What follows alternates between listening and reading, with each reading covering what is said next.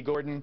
This is the spokesman for the Cain campaign. J.D., I urge you to say something publicly right now. J.D., you're live. Yep, okay, thanks. Well, Geraldo, the only thing I tell you is these two sources aren't even named in the piece, and it was from a third party. Are you denying that it ever happened, J.D. Gordon? Well, what I'm saying is that these are thin allegations, that this is non-sourced, and so right now we're just trying to put this in perspective for you, that this is not even a sourced allegation. Well, J.D., it may not be sourced, but and I do see your quote here that the Politico and the political press is dredging up thinly sourced allegations and they're unsubstantiated personal attacks. But while we see your statement, J.D., you must be reeling from this hammer blow, are you not? Well, I would just tell you that it's important to know what the facts are here, and these are just, like I said, these are just thinly sourced allegations stemming from Mr. Cain's tenure at the... But wait, J.D., I got the statement. We like you. Now you got to level with us. Are you denying, or is Herman Cain denying that he ever gave money to two women who alleged that he had sexually harassed them back in the 1990s? Is he denying the cash payout to the two women? Yes, you know, I can tell you that we've seen this movie played out before. You know, it's a prominent conservative leader. It's just targeted by liberals simply because they disagree with his politics. You know, Mr. Cain deserves better than this. He may deserve much better than this, J.D. Gordon, chief spokesman or spokesman for the Herman Cain campaign. But I want your denial, if you would, to be a little more substantive. Do you deny that this ever happened? Yeah, Geraldo, let me just tell you. This is just an example of the inside the Beltway media attack. No, J.D., I'm not. I understand sleazy politics, mate. What I'm going to do is launch unsubstantiated personal attacks on him. I hear you. It's sleazy. It's underhanded. It's why I'd never run for office. But I'm asking you now to talk about the substance of these allegations.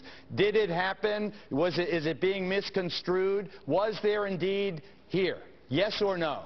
Was there a cash settlement to two female employees of the National Restaurant Association? Well, all I'm telling you right now is this is something that the establishment is trying to attack. J.D., you are evading my question. Was there or was there not a cash settlement? Was there or was there not a cash settlement to two female employees of the National Restaurant Association? Well, all I got to tell you is that this is a typical attack on a conservative that's doing well. He's #1 in the polls. J.D., what you are saying and what you're doing right now is a recipe for disaster, mate. I'm telling you, the morning papers aren't past their deadline yet. Are you denying that there was a cash settlement to two female employees of the National Restaurant Association, yes or no? I would say you'd have to get that from the National Restaurant Association. Are you not in touch with your client, with your boss, with Herman Cain? Yes, and what I would tell you is you have to talk to the National Restaurant Association. Can we speak to Mr. Cain, J.D.? May we speak to... It doesn't hold any weight. It has plenty of weight, trust me. I've been in this arena a long time. These are serious allegations. We want to hear from the Baptist minister, the man who was married for 43 years, married during this period of the 1990s. He had two female employees. The allegation is that there was a cash settlement, so their upset, their disturbance, their feeling of unease over what he did or said or gestured would not be reported. They would not bring action. Somebody gave them money, and they went away, and it was hushed up now for all this time. And there's also a story that you knew that this might be raised. J.D., you got to give us a little more substance here, mate. Well, I can tell you that some international media already passed on the story because they knew that there was nothing to it. Well, why did you feel, which international media passed? Hold on. Thinly sourced, they can't even name a source in the story. It was from a third party. There's nothing to this. This is just a smear campaign on Mr. Cain. And he said thousands of people work for him. All right. So the you do not. Mr. Cain, he deserves better. Basically, you see him at the top of the polls.